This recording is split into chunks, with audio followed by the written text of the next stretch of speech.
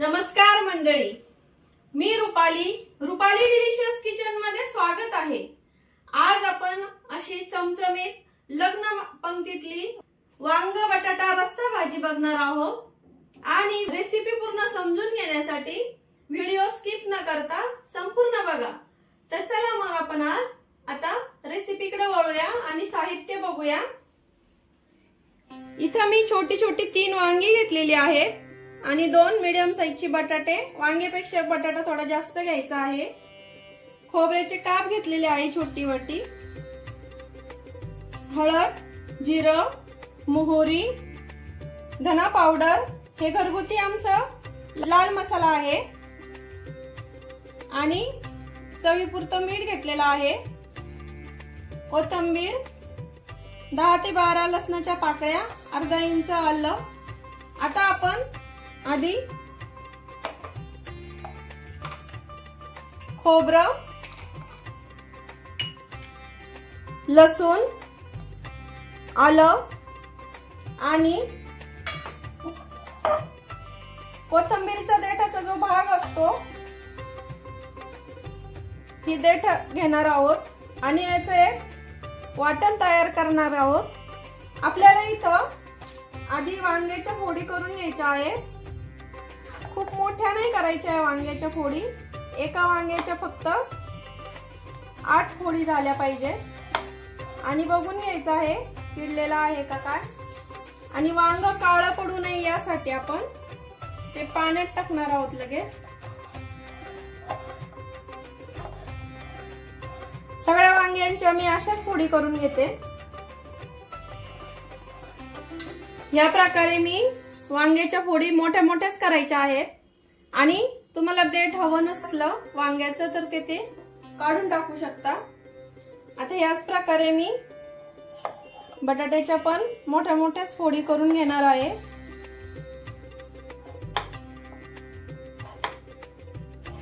बारीक नाही करायचे आहे जास्त आणि वांगी बटाटे तुम्ही सेपरेटही ठेवू शकता,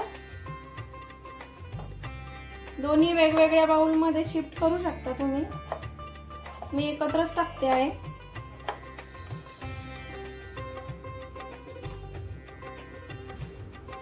असं बारीक सर मी वाटण वाटून घेतलेलं आहे, खोबरं, आलं, लसूण आणि कोथिंबीरीचं।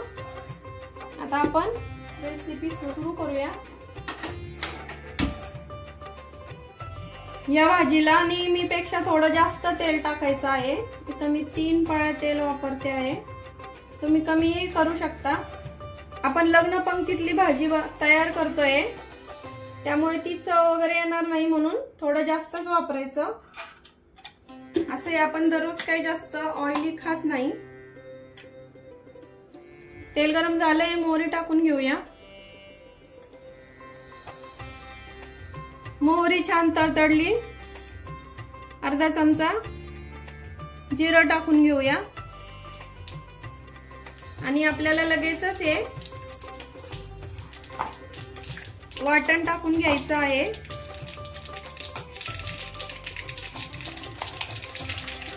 मोहरी आणि जिरं छान तडतडलंय। आता गॅस मी कमी करते, कमी गॅसवरच आपल्याला हे परतून घ्यायचं आहे।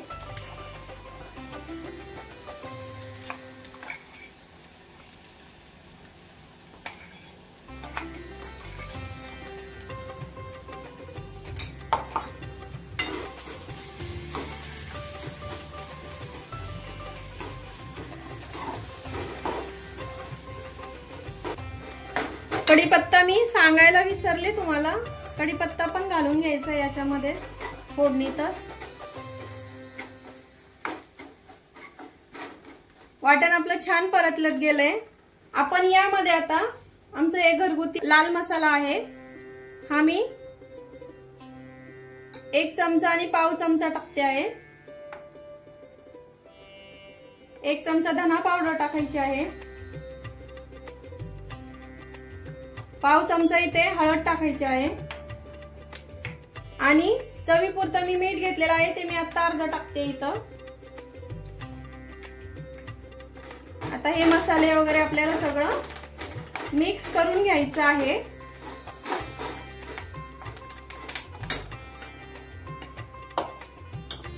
यामध्ये लगेच आपल्याला फक्त बटाट्याच्या फोडी घालून घ्यायच्या आहेत इथं, कारण वांग्यापेक्षा बटाटा शिजायला जास्त वेळ लागतो, त्यामुळे आधी आपण बटाट्याच्या फोडी घालून घेणार आहोत।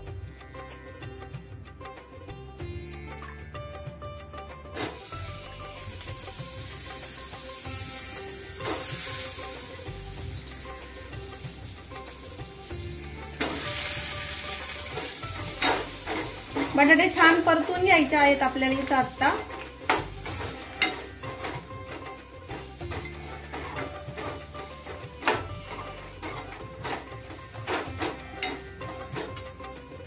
आणि थोडंसं पाणी टाकायचं आहे, हे बघा थोडंसं टाकायचं पाणी आता।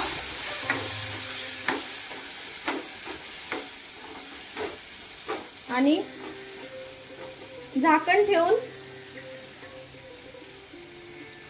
आपल्याला 50 ते 60% बटाटा शिजून घ्यायचा आहे इथे। आता आपण बघूया, मी एकदा दोनदा भाजी चेक करून बघितली होती, तुम्ही पण चेक करा, करपू शकते नाही तर खाली। आणि बघू शकता आताच किती छान कलर दिसतोय भाजीचा। हा फक्त आमचा घरगुती लाल मसाल्याची भाजी आहे, तुम्ही बघू शकता किती सुंदर कलर आलेला आहे। आपले बटाटे 50% शिजलेले आहेत। आता आपण यामध्ये वांगी टाकून घेणार आहोत। वांगी आधी बटाट्या सोबत टाकली असती तर वांगी खूप जास्त शिजली असती, मॅच झाली असती वांगी पूर्ण ग्रेव्ही मध्ये। आणि जे चवीपुरतं अर्ध मीठ ठेवलेलं होतं, बटाट्यांपुरतंच आधी टाकलं होतं मी, आता पूर्ण टाकते। हे आता टाकून घ्यायचंय आपल्याला, हे आता मी टाकून घेते पूर्ण।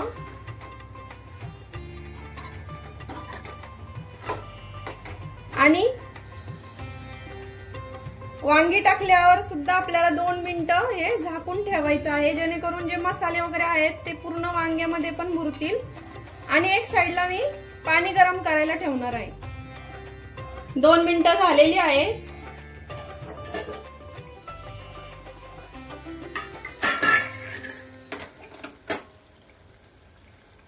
मिक्स करायची भाजी।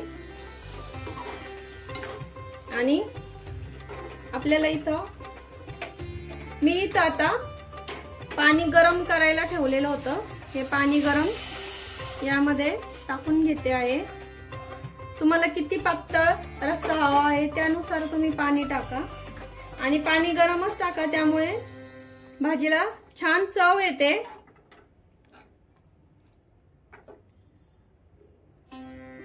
इथं मी आता थोडीशी कोथिंबीर टाकून घेते। किती छान तर्री आली बघा। फक्त एकच मसाला आमचा घरगुती लाल मसाला वापरलेला आहे मी, हा बघू शकता किती सुंदर रंग आलाय भाजीला, आणि तर्री पण किती सुंदर आली आहे। प्रॉपर जो कट म्हणतो ना आपण लग्न पंक्तीतल्या भाजीचा, तसा आलेला आहे। आता मी पूर्ण वांगी शिजून घेते आणि पुन्हा भेटते। आता यावर झाकण ठेवायचं आणि 10 ते 15 मिनिटं छान भाजी शिजून घ्यायची आहे। झालेले आहेत, बघूया आता वांगी शिजली आहेत का।